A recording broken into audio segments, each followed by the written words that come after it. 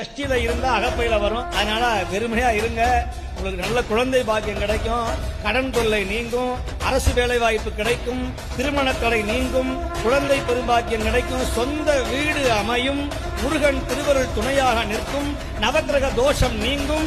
அப்படி ஜாதகத்தை அப்படி சுருட்டி அவன் திருவடியில் வச்சுக்கிட்டீங்கன்னா உங்க ஜாதகத்தை மாற்றக்கூடிய ஆற்றல் நாளென் செய்யும், வினைதான் என் செய்யும், நீ நாடி வந்த கோல் என் செய்யும், கொடும் கூற்று என் செய்யும், குமரேசர் இருதாலும் சிலம்பும் சிதங்கையும் தண்டையும் சண்முகமும் தோலும் கிடப்பும் வந்து தோன்றினே என்று சொன்னாரே அருணகிரி சுவாமிகள்.